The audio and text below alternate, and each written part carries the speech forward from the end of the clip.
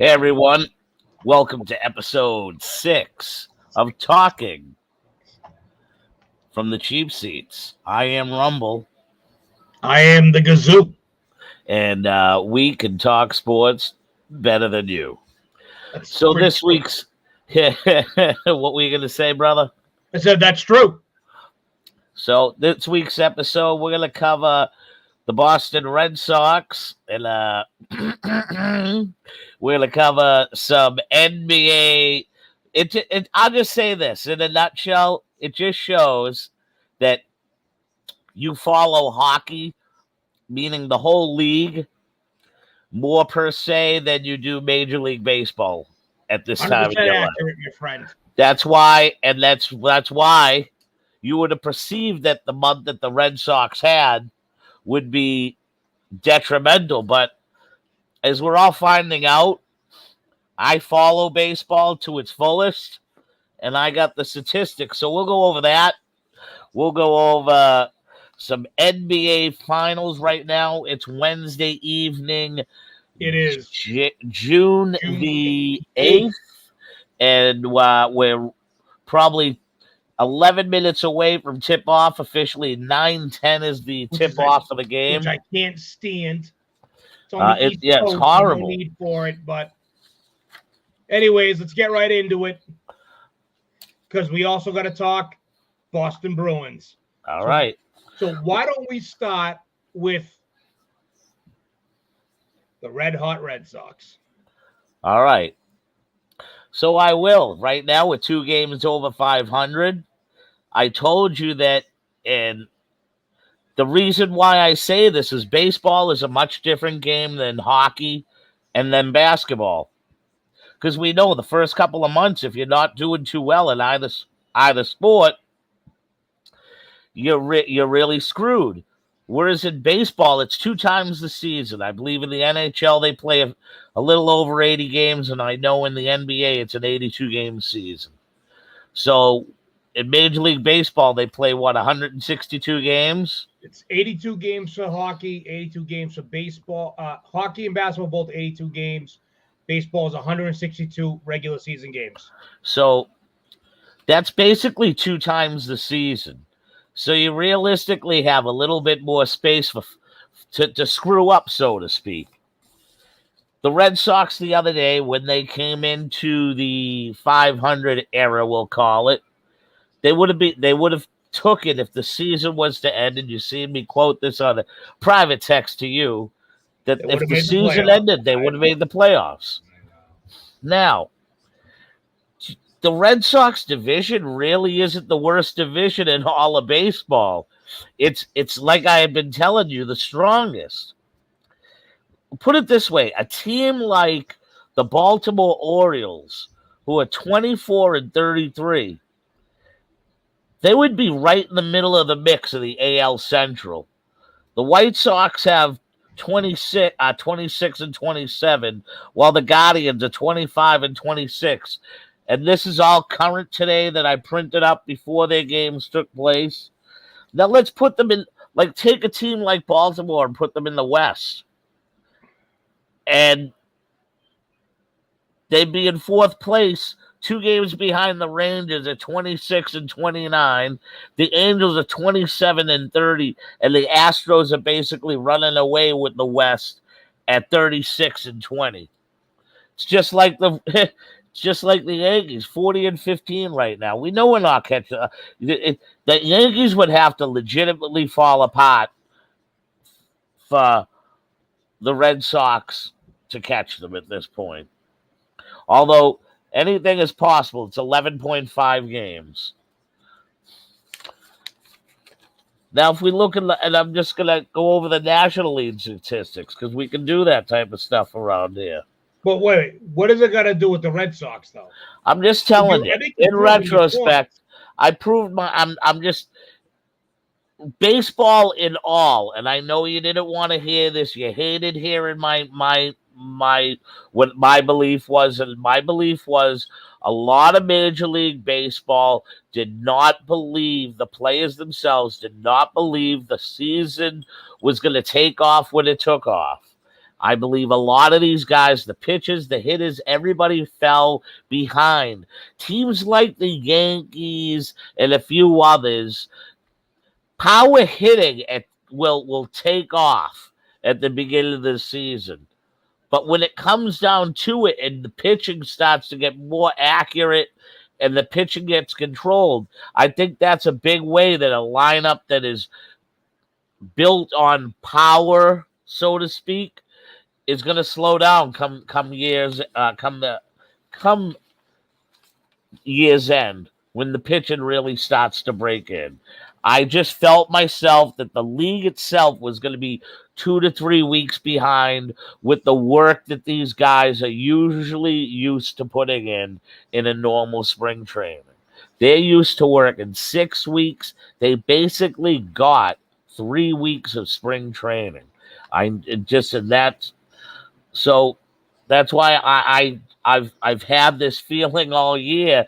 Don't judge anything the first month or two. I felt April was just an extended spring training, and that was counting for real life games. All right. Well, you've proven your point. So, what do you see? Although the Red Sox are winning against a team like the lowly Angels that just fired their coach and are on a 12-game losing streak. But with that losing streak, you can't tell me that a night like tonight could be a night that the Red Sox drop one. I mean, you can't be perfect. No, you can, though.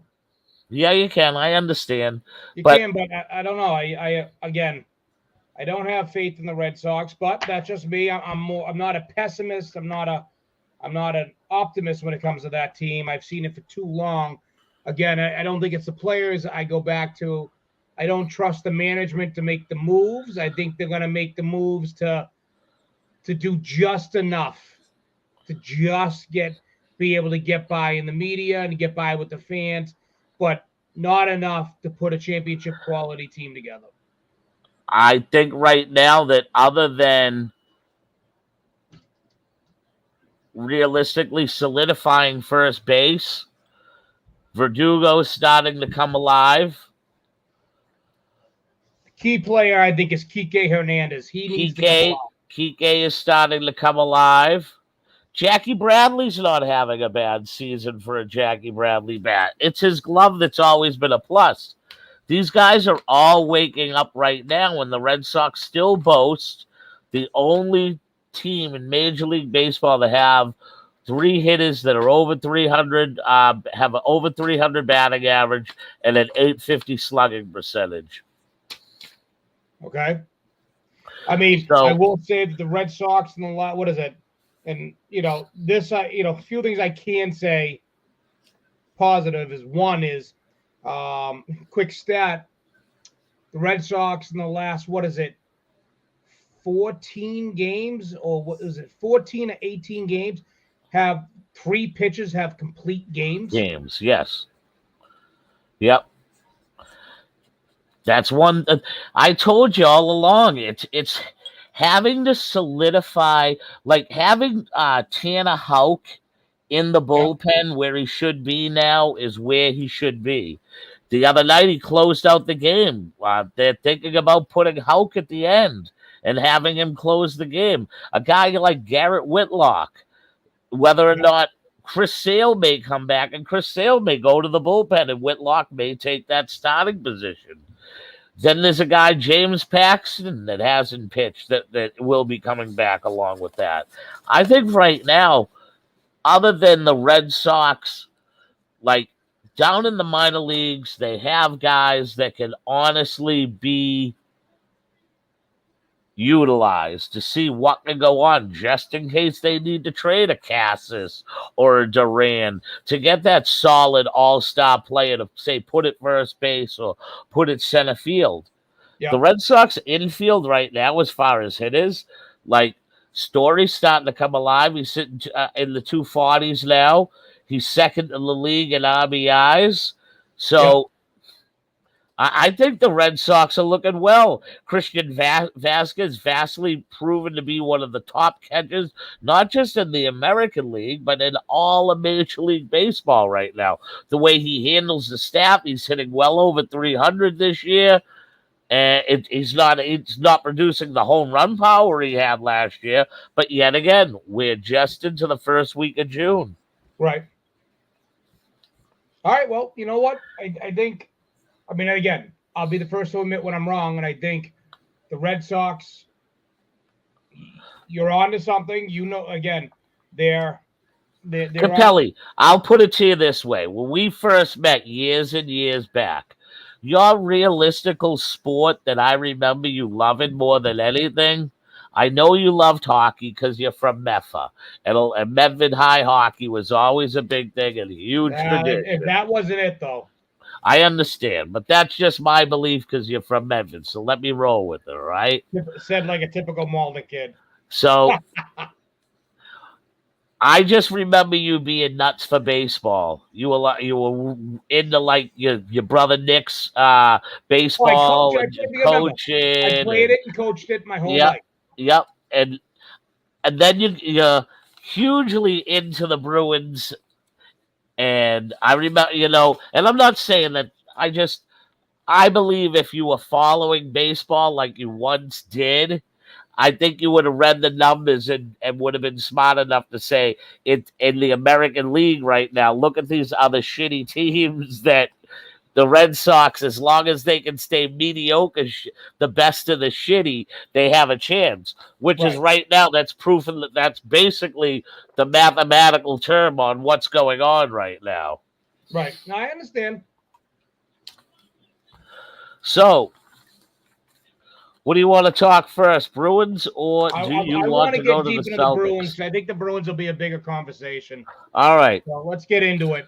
So I got a list right here just to let you know that it's and not to cut you off because you're the Bruins guy. I just want to let you know I have a list that is the 10 potential head coaching candidates that I would love to go over with you. Once you're done, just hammering it right to the Bruins. I was just so happy to have this. So I want to point this out. First things first, let's talk Bruce Cassidy's stats. Bruce Cassidy took over for Claude Julien in the 2016-2017 season. He went 18-8 in 27 games, okay? He wound up coaching the Bruins and unfortunately they lost in the first round to Ottawa. 2017 to 2018, second place in the Atlantic Conference, 112 points, 50-20 record. Lost in the second round to the Tampa Bay Lightning. 2018-2019, 107 points, second in the Atlantic Conference. Lost Game 7 Stanley Cup Finals. Unfortunately, I was sitting there at the Garden with Kurt Schilling right behind me and watching them lose. 2019-2020, it was a shortened season due to COVID-19. At the time, they were 44-14. They wound up finishing that season. That's the year they had the whatchamacallit. They did the bubble. 100 points. Lost the second round to Tampa Bay. 2021, that was the shortened season. They started late after the kind of heading towards post-pandemic. Finished third in the Eastern Conference. Lost in the second round to the New York Islanders. This year, 107 points on an 82-game season. Fourth in the Atlantic. Lost in the first round to Carolina. And now formally employed by the Boston Bruins. A few things I want to point out. Number one, Adam Jack Pelly's been very boisterous, and Patrick Ruffat will absolutely will never be a Boston Bruins coach, never. But I think he's asking me if he could actually fit in, and I don't believe. He's been out of. I don't think he'd be a good mix for the Boston Bruins, not for the type of players that they have. Which right now is no one. Well, I'll get into that in a sec. So I want to point out that every season he coached, including a 70-game shortened season, The team 70 games, 82 games, 82 games, 70 games, 82 games. Each one of those seasons over 100 points. The shortened season still 73 points on a with them losing they played 56, 76, 86 50, so 66, 76. So they lost 26 games that season, and he still had 73 points. So let's get into it. The Bruins ownership claims that changes needed to be made, claimed that they felt that Bruce Cassidy had, and rumors had gone around that he had lost the locker room. Other things that have said come out saying that Patrice Bergeron was unhappy with the way he treated the younger players and would yell at them, to the point where there is a rumor, and supposedly by a credible source, that him and Patrice Bergeron had a shouting match at one point during the season. I do not understand.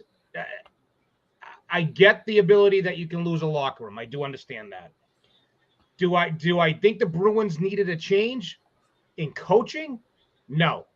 I think their change needed to come from ownership, and it needed to start with general manager Don Sweeney.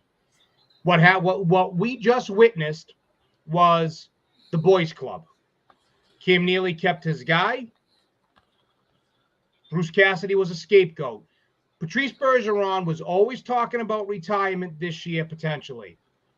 Now they're going to piggyback a potential issue with Bruce Cassidy to say that was the catalyst for Patrice to retire. Now I'm hearing, it gets better though.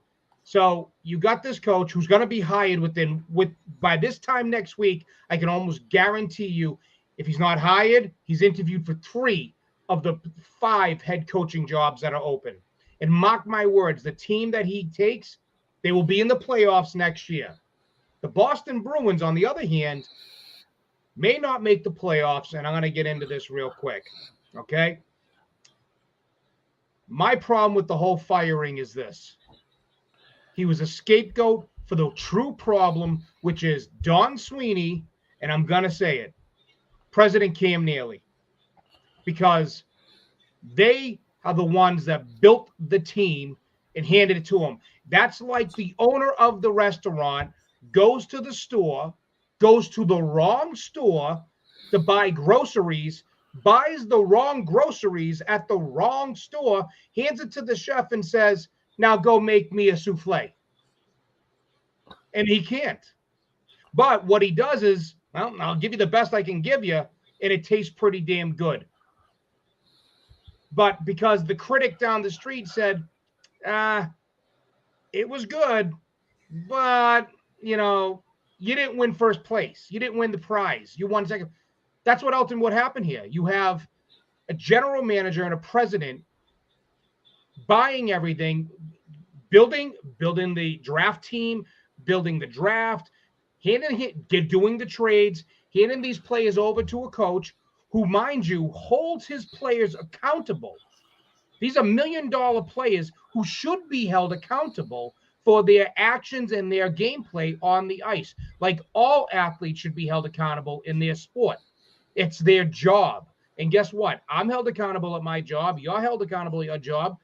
Those athletes, just because they're a professional athlete, doesn't give them the right not to be held accountable by their coach. And that's what happened.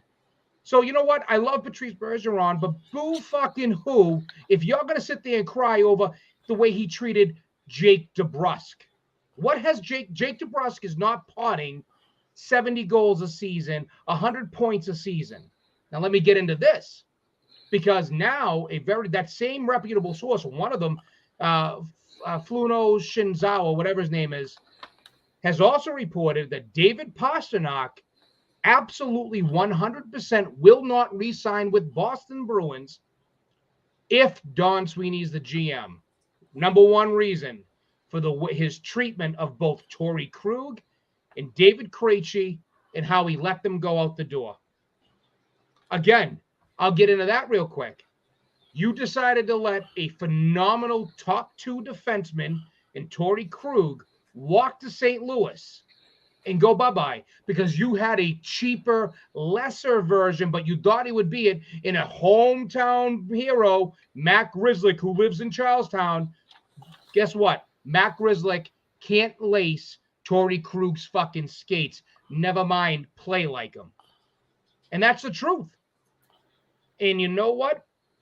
It's pretty sad that now we're sitting here, we're looking at a team that, number one, has their 2 bona fide top studs in Charlie McAvoy and Brad Marchand, both out for at least 2 to 3 months when the season starts. You have your bona fide other stud in David Pastrnak, who you're hearing now will not re-sign. So now rumors are circulating he may get traded. You don't trade a 24-year-old like that who can score 40 to 50 goals. Once again, the Bruins are doing the Charlie Jacobs, the Jacobs were. The Bruins are going to go back to mediocrity. Now and then, you don't have a number 1 or a number 2 center. You have your 5-time Selke Award winner in Patrice Bergeron, 5 times, mind you. Patrice Bergeron, probably going to retire, likely going to retire. You have David Krejci, who, why would he come back to this? It's an absolute shit show. You still have Don Sweeney, who hasn't won a fucking thing, and excuse my French, but hasn't won a goddamn thing in this league.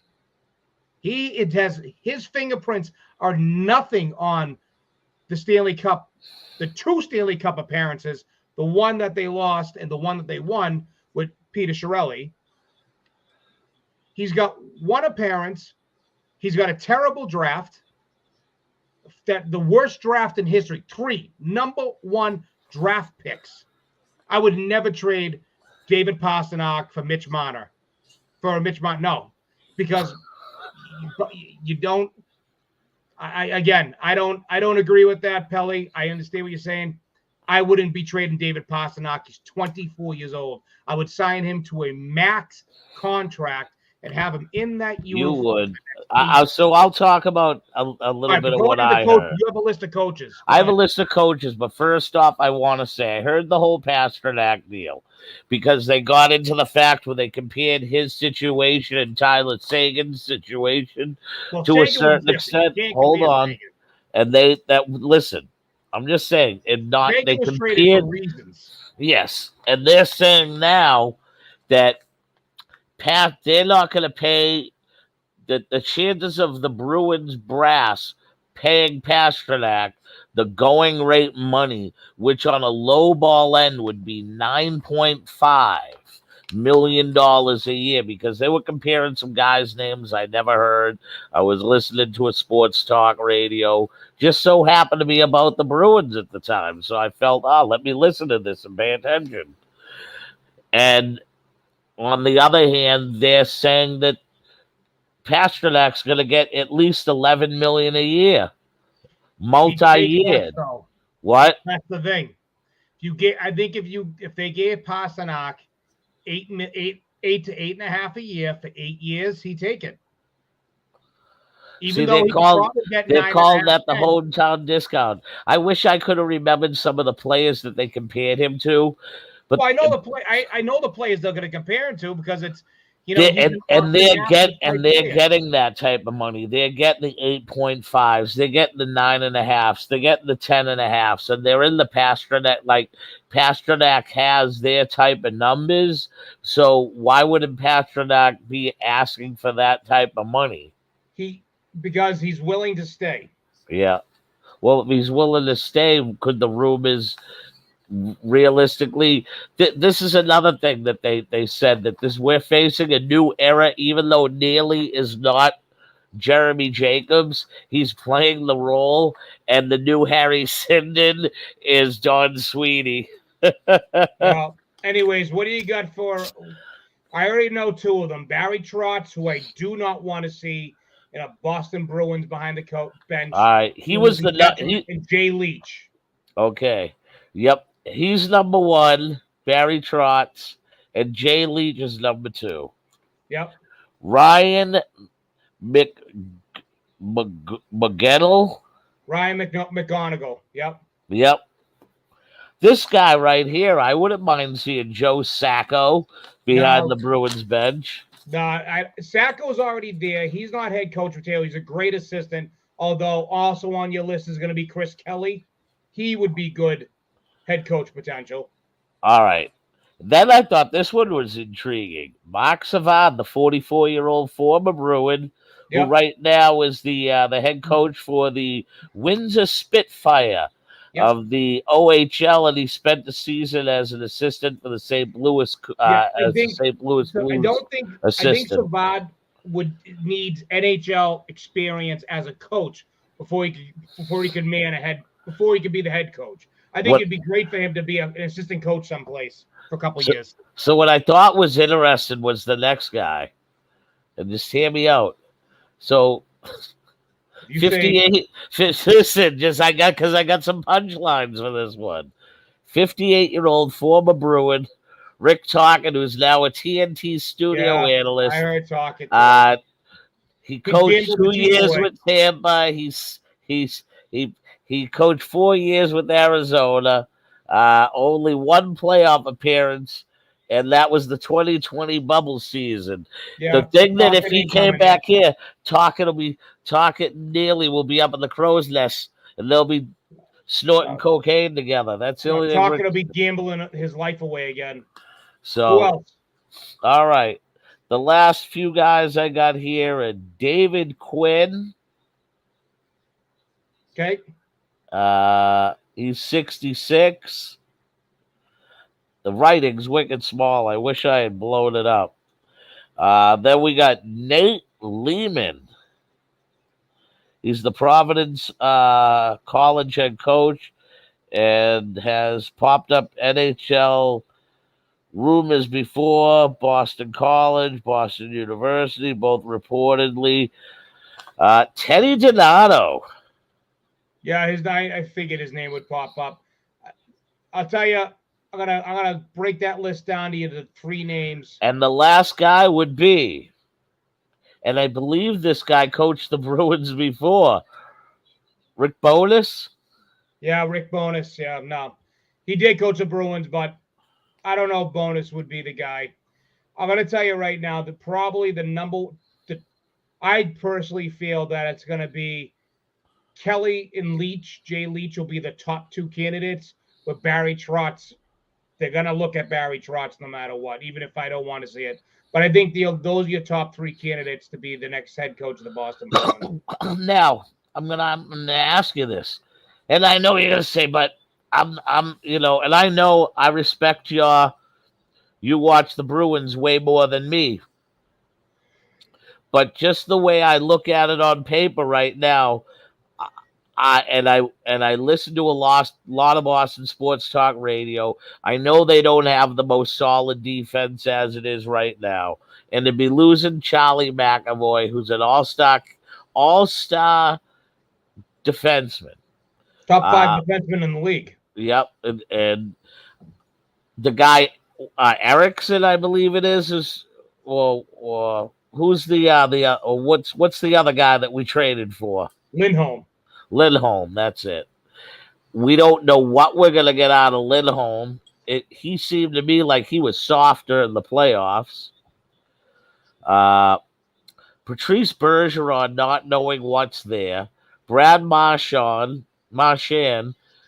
not knowing what the repercussions of coming back from the hip surgery and then being under the pressure of trying to help the Bruins quite possibly make a playoff run if they can even get near it. Then you look at the second line and you look at the questioning. Hold on. You look at the question marks that are over David Pastrnak. You just went over that.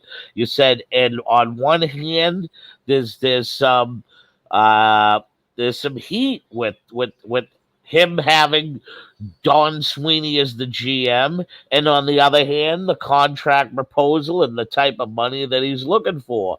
And the fact is, do they trade him? What do they get for him if they were to trade him? And then you look at the only other guy that you really got skill wise that even makes other teams go, ooh, is Tyler Hall. Taylor, you know what I mean? Yep. So eh, on paper right now, my friend, You know, this go is ahead and say because I'm what going to what agree. the team like, and they haven't played a game yet, and I totally understand. You know, you may think I'm an ass, but I think the team sounds like they're fucking 1, 2, 3 in the draft. This sounds like it could be a real. What coach in his right mind, if none of these players end up coming to fruition, wants to even step foot into such a toxic environment known right now as the Boston Bruins? I know. I'm. That's why I think you'll see a Jay Leach or a Chris Kelly. That's why I'm thinking, why not have a guy that's a first year guy if they could get a guy like Mark Savard to come But no, back? you need a guy, but you still need a guy that has NHL coaching experience. You can't just throw a Mark Savard or somebody else who has no NHL coaching experience into this mix because Even if it's just being an now, assistant? no. They're looking for a head coach. They could Well, hire Mark Savard, that'd be great. We're talking head coach here, not assistants. Head I coach. understand that. But So assistants get upgraded. You know what I but they mean? They have make the but jump. Chris Kelly and Jay Leach were assistants. That's why I think they would be the right choice. Oh, so they're already on the Savard, Red Sox. They're they already on the Bruins staff. they were already on the Jay Leach just left the staff, Yeah. and Chris Kelly was on the staff, but they have Okay. NHL coaching experience at the NHL level. So that's why. As Mark being Savard as don't, being head coaches. not not as a head coach, as assistant coaches. So has it Mark Savard. Was with the St. Not Louis at the Blues. NHL level. He's never been an assistant coach at the NHL level, is what I'm saying to you. On the report I got. OHL. He What? was on the OHL, not the NHL. And he served 1 year on the NHL as an assistant for the St. Louis Blues. Mark Savard did? Yes. You didn't say that. Yes, I did. He served 1 year he served 1 year as an assistant in the NHL for the St. Louis Blues.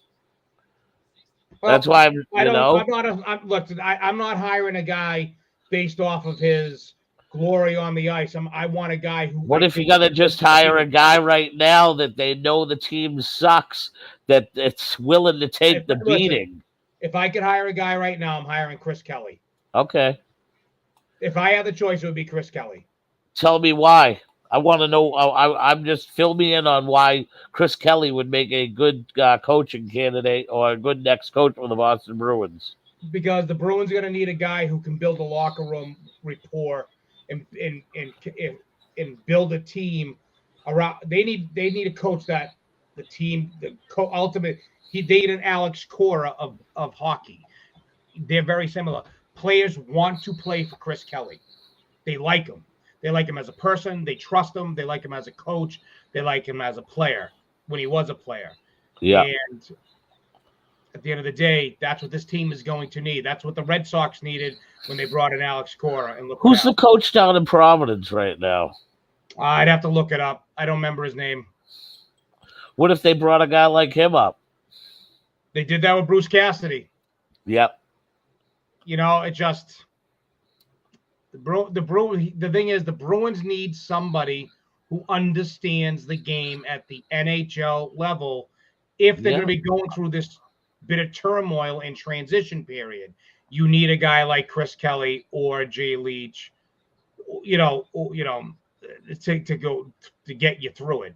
You don't need a Mark Savard. Yeah, Barry Trotz is a well-seasoned coach. He just I don't want to go back to the Claude Julien days where it's defense first and defense and defense and defense, and he holds back he holds you back if you're an offensive player. Oh, that's how Barry Trott runs? Oh, yeah. Barry Trotz is a Claude Julien clone. Oh, I don't want that. Yeah. So That would suck. that's where I'm at. That's my Bruins take. And at the end of the day, yeah, they made the decision. I think the wrong person was. If you were gonna fire Cassidy, Don Sweeney should have been fired also. I believe, Hey, yes. look, Danny Ainge, and we're gonna go into it right now. Danny Ainge left the Celtics. Everyone was like, Brad Stevens as a GM. Now, guess what? Danny Ainge, the stalwart of the Boston Celtics, not there this year. And now But let's that's get his into it because that's his team on the court. no, that is his team on the court, but that isn't the team that they made trades for that got him to this point now. Those trades were made by Brad Stevens, not Danny Ainge this year. And the Celtics are winning 30-15 with 2 What do minutes to you, go. if you don't mind me asking, what do you mean by those? I'm talking about the roster and whole. Was No, everything you're made by wrong. You can't say that because they made tons of trades this year that Brad Stevens made. Brad Stevens named the head coach. Brad Stevens is the one who made the trades this year. Granted, yes. There was only one trade. There was No, only they made the Bruins, Celtics had like 3 trades this year. Look it up. they had one for Derek White. Right? Yep, they had one for Al Horford. Right. And both of those trades were instrumental, especially Al Horford, instrumental in the Celtics being where they are today. I give it to you that yes, that. But what Without I'm talking about the roster in general. But the roster like, in general I'm talking includes the players today. You're talking about Jaylen Brown, Robert Williams. You're talking about the guys that are there. Yeah, that's part of Danny Ainge. No doubt. That's Danny Ainge. Danny Ainge built the core on what's going on, and Brad Stevens put the icing on the cake. But it took Brad Stevens to do it. But my point is, there's a core in Boston on the Bruins. Maybe it's time for a new GM and the Boston Bruins to put the icing on the cake. Right? Yes, I wouldn't mind seeing that. But that's my whole point. We're talking about Celtics, and Brad Stevens is who put he is who went out and got Al Horford when everyone's going, Al, fuck. And I'll be the first person. Al Horford's coming back? What the fuck? Well, guess what? He has been, I'm going to say it, without Al Horford, without Al Horford, they don't get past Brooklyn. Without Al Horford, they don't beat Milwaukee. Without Al Horford, they're not there. Al Horford, he won't get it, but I'm going to tell you, he is the unsung MVP of the Boston Celtics playoff run. Not Jason Tatum, not Jaylen Brown, not anybody. Al Horford, game in and game out. It's the truth. I'll go with you right there. I believe it. Yeah. So you got to say you can't. Danny Ainge did it, but no, I'm not going to rehire Don Cherry. That ain't happening. 95 years old. I'll pass. But the point is the Celtics. Danny Ainge left. He had lost. Danny Ainge had lost the Boston Celtics. Okay, maybe not Wick Grossbeck and them, but he lost the team. He had a disconnect with Brad Stevens. I really, to this day, still can't believe that Brad Stevens just went from a coach to a GM like that. But guess what? You and I could talk about it, but it was the right move because no matter what we said, they're there now. There's talk about Brad Stevens quite possibly returning to the coaching bench. No, he ain't. Why? Why would he return to a coaching bench? He ain't returning to the Celtics coaching bench. Nope. But why would he go back to the coaching bench? Rumor has it. Remember when Danny Ainge first was a GM, and then he came out of being a GM to coach the Phoenix Suns and coming back to the NBA to coach again. It's just it's one of them things. But Capelli, sometimes it's a different competitive edge. Sometimes it's just that money as a GM. I think as a coach. I'm not arguing with that. I don't. I totally understand To where me, you're I think coming Brad from. Stevens is I too just smart to think come out. It's there was. rumors, but I think he's too smart. Why would he leave the Boston Celtics now? I'm listen. I'm just because there could be some absurd type of money for him to come in and not only be the coach but be the GM. And I don't see it. okay, No, I you know can't. you You don't. can't do that in Listen. the NBA. You cannot be the coach and the GM in the NBA. Doesn't work. You can't. Uh, This isn't the football where you play Greg one game a week. Popovich is. Popovich isn't the GM, is he? Yes, he is. Uh, Oh, look where his team is now. there's a few others that are the. He doesn't have Tim Duncan anymore. Doc Rivers is not the GM, but he's the assistant GM. Yeah, Doc Rivers is is considered one of the worst playoff coaches in the history of the NBA. Yeah, I know, but he has a world championship ring. He has a world championship thanks to Danny Ainge. Yeah. Let's be honest. He has a world championship thanks to Kevin Garnett. Yeah. If you want to be really correct about it, you know what I mean. Without Kevin Garnett, that team was nothing. It took Paul. Listen, you can't say that because Kevin Garnett couldn't do shit when he was in Minnesota, and he had some decent fucking talent around have him. Ray Allen and Paul Pierce. Yes. And so and don't Rajon say Rondo. it took the 5 plus the players on the bench to make that team. I fully understand. I agree, but Kevin Garnett was the catalyst to get them through to win the championship. Yes. That's my whole point. So you remember last week, a big question was, man, I really wonder who the Celtics win against and who they lost against. Yeah, who were all right. Well, I got that list for us. Let's hear it. Okay, so I don't need the wins. I just need the 5 losses. No, I'm going to give you the whole rundown. All right. I said the whole rundown last week. You had the I had all the wins, not the losses. I got everything that they've been in. All 21 appearances. The 22nd appearance is obviously happening right now. So in 1957, the Celtics versus the St. Louis Hawks. Celtics win the series 4-3. In 1958, the Celtics again faced the St. Louis Hawks. The Hawks win the series 4-2. That would be their first loss.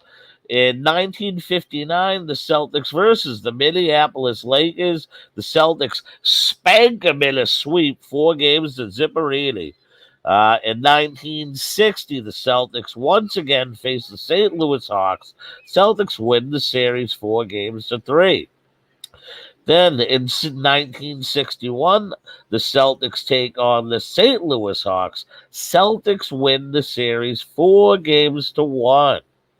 In 1962, the Celtics take on the Los Angeles Lakers. The Celtics win the series 4-3.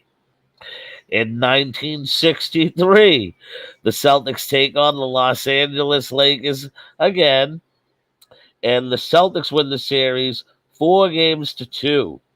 In 1964, the Celtics take on the San Francisco Warriors.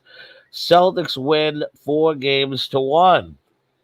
In 65, the Celtics take on the Lakers again. Celtics win 4-1. In 1966, the Celtics take on the Lakers. Celtics win the series 4-3. Amazing how many times they face the Lakers. In 68, they face the Lakers again. Celtics 4-2. In 69, it's the Lakers again, 4-3. 74, the Celtics versus the Milwaukee Bucks, 4-3. Celtics take that. The Celtics in 74. Did I say the Milwaukee Bucks already? Yeah, you just did 74. All right. 76, the Celtics Phoenix Suns, Celtics 4-2. Celtics Houston Rockets in 81, 4-2. Celtics in 84 against the Lakers, Celtics 4-3. Celtics in 85 Lakers win 4-2 in 86. Lakers and Houston Rockets, Celtics 4-2. In 87, the Celtics versus the Los Angeles Lakers. Lakers win the series 4-2. In 2008, the Celtics take on the Lakers. Celtics win 4-2. And in 2010, the Lakers take on the Celtics, and the Lakers won that 4-3. Yep. Now we're in present day. Right now, game 3, 37-22. Boston is up with 10 minutes plus left in the second half. So the Celtics. So there it is. The Celtics have only ever lost to the, like you said, the first team. What was it? The Hawks or whatever the name of the team was. Yeah, the St. Louis Hawks, I'd like to say. The St. Louis Hawks, and then the Lakers, and that's it. Yeah, in 1958 to the St. Louis Hawks. Yeah, that's it. And then 3 losses to the Lakers, 2 in the 80s, and then 1 in the 2010. And that's it. Oh, there it is. And I think that the Celtics will add a championship. I'm going to stick to my quote because it is 9:43, and I do have to get going in a few minutes. I am going to stay to my quote, to my prediction. Celtics in 6. Oh, I think it's going Celtics in 7, but I would love to see them wrap it up in 6. And let's just close it. We'll close it with a quick Patriots footnote. Today in minicamp, it was Mac Jones going 6 for 9 in an 11-on-11 drill with 1 interception. Who was the center? I don't know. They didn't say. They were talking about him taking snaps from a very familiar center. So I don't know if maybe they brought in the kid from Alabama or somebody. I don't know.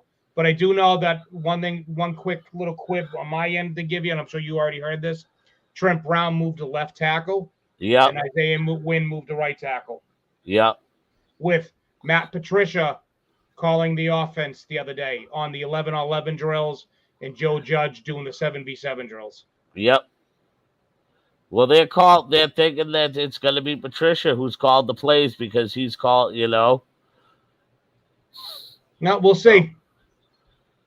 Yes, we will. See, my friend. We will see. Hopefully by this time next week. Now, when is the next NBA champ? Is it every 3 days, right? So the next game won't be until Saturday or Sunday? I believe the next game is I was thinking it was going to be Friday and then Sunday. Well, because you said that it's not 2-3-2, it's 2-2-1-1-1, right? Yes. So then it won't be Friday, Sunday because they need the extra day to fly. So yep. I mean, but it's 3 games, so maybe it is going to be Friday, and then like if it's Friday, then it won't be again probably till Monday. Yep. So hopefully by this time next week, you and I are discussing potential championship game, for the Celtics, and we're not talking about, the series being tied or, hopefully the Celtics take this one or the next one at home. That's what we need. Yes, that's right. And then, that is right. So, all right, last thing before I go, give me a prediction. By this time next week, are the Red Sox 5 games over 500? Yeah. Okay. Yep. All right. Yep. I think the Red Sox are in an upward motion right now. And I think the momentum thing is what's got them right now. This weekend they're in Seattle. They really haven't been that great in Seattle in years past. But I can see them 4 to 5 games in that 500 range. Yeah, why not? Right. All right. I had said to you last week at this time they'd be 500 exactly, and they're 2 games over. Adam Jack Pelly just told us the game is June 10th. Okay. So that would be Friday. Okay. So game 4 will be Friday. All right. Excellent. All right, my friends. You ready to wrap this up for the week? Yeah, man. What do you want to leave us with the question and thought? My question and thought will be this. for next week, let's open up the show. We'll talk about the Boston Bruins because they came to the forefront. If the Bruins were to trade David Pastrnak, what would you want to get back in a return? I'm gonna write what I think David Pastrnak might be worth. You talk yours, and then we'll put our minds together. But you know what? No matter what we put together, you're Rumble and I'm the Gazoo. And what do? We talk sports better than you. There you go. Well, I want to thank everybody for tuning in to the episode number 6. It is June the 8th, 2022. And 2022. We still talk sports better than you. That's right, brother. We'll see you all next week, everyone. And have a great one.